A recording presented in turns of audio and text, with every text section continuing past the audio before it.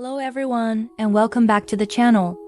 Today, we're diving deep into the frigid waters of the North Atlantic to explore one of the most famous and tragic stories in maritime history, the story of the RMS Titanic. It was a ship of dreams, a symbol of modern progress, but its maiden voyage became a haunting tale that has captivated the world for over a century. Let's travel back to the early 1900s. The White Star Line, a prominent British shipping company, wanted to dominate the transatlantic passenger trade. Their answer? The Olympic-class ocean liners, and the jewel in the crown was the RMS Titanic. Built in the Harland and Wolff shipyard in Belfast, Ireland, its construction was a monumental undertaking. The keel was laid on March 31, 1909, and for over 2 years, thousands of workers labored to bring this giant to life. When it was launched on May 31, 1911, it was the largest man-made moving object on Earth. The Titanic wasn't just big. It was a marvel of engineering. It was designed with 16 watertight compartments, separated by bulkheads with electric doors. The design was so advanced that the ship could supposedly stay afloat even if 4 of these compartments were flooded. This led the press and the public to give it a now infamous nickname, Unsinkable. This belief in its invincibility would become a crucial and tragic part of its story. On April 10, 1912, the moment arrived. The Titanic set sail from Southampton, England, on its maiden voyage. Crowds gathered to see the magnificent vessel off, a floating palace embarking on its first journey. It made brief stops in Cherbourg, France, and Queenstown, Ireland, to pick up more passengers before heading west towards its final destination, New York City. On board were approximately 2,224 people. It was a true cross-section of society. In first class, you had some of the wealthiest people in the world: industrialists, socialites, and aristocrats like John Jacob Astor IV and Margaret Molly Brown. Second class was filled with professionals, teachers, and clergy. And in third class, hundreds of immigrants from across Europe were packed in, all hoping for a new life in America. At the helm was Captain Edward J. Smith, a seasoned veteran of the White Star Line. This voyage was meant to be the grand finale to his distinguished career before retirement. For 4 days, the voyage was smooth and uneventful. Passengers marveled at the ship's luxury, from its grand staircase and swimming pool to its opulent dining halls. But as the Titanic steamed across the vast calm expanse of the North Atlantic, a hidden danger lurked ahead. The night of April 14, 1912, was clear, moonless, and bitterly cold. The sea was eerily calm, which ironically made it harder to spot icebergs, as there were no waves breaking at their base. Throughout the day, the Titanic's wireless operators had received multiple warnings from other ships about large ice fields in their path. For reasons still debated today, these warnings didn't lead to a significant reduction in speed. The Titanic continued to race forward at about 22 knots.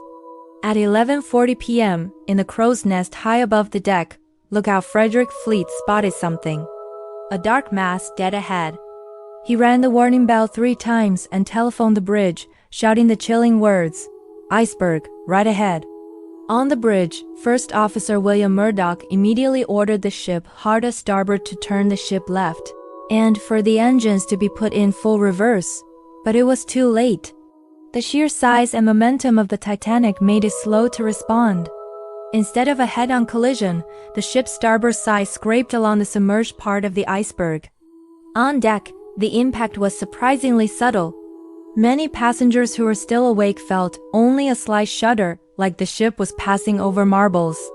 But below the waterline, the damage was catastrophic. The iceberg had punched and buckled the steel hull plates along a stretch of nearly 300 feet, breaching not 4, but at least 5 of the watertight compartments.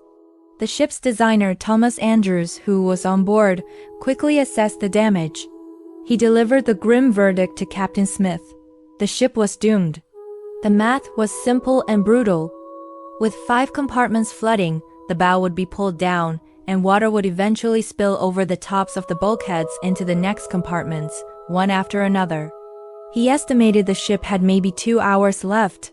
Just after midnight, on April 15th, Captain Smith ordered the wireless operators to send out distress calls. They began tapping out CQD, the standard distress signal, soon followed by the newer O signal, one of the first times it was used in a major emergency. He also gave the order to uncover the lifeboats and muster the passengers on deck. Here, one of the most critical failures of the night came into play. The Titanic carried only 20 lifeboats.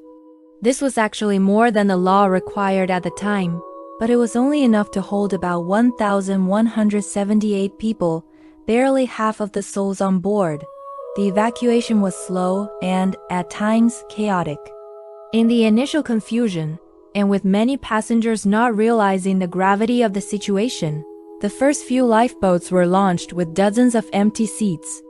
The crew enforced a women and children first protocol, but its application varied from one side of the ship to the other.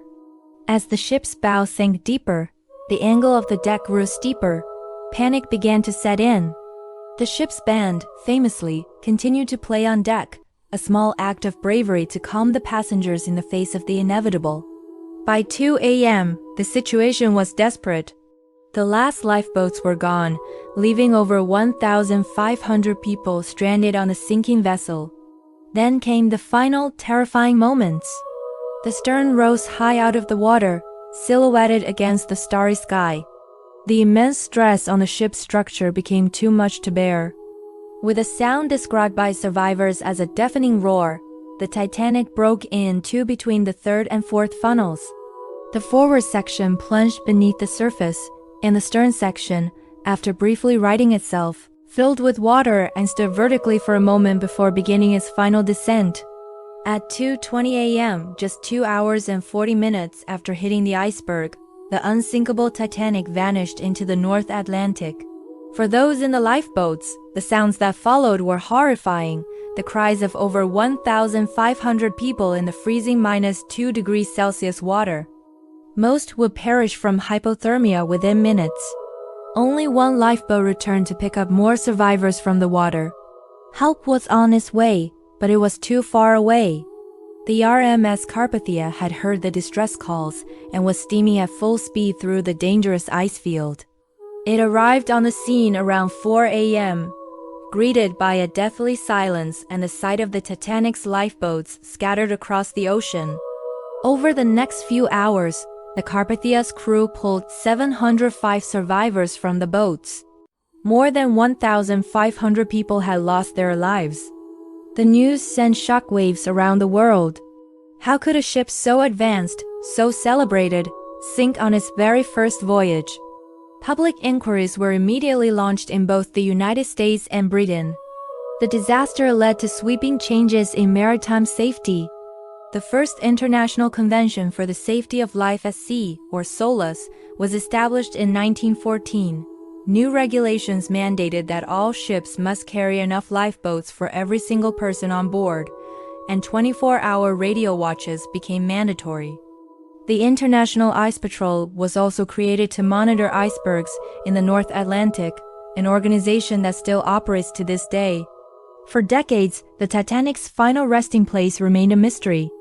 Then, on September 1, 1985, a team led by Dr. Robert Ballard discovered the wreck.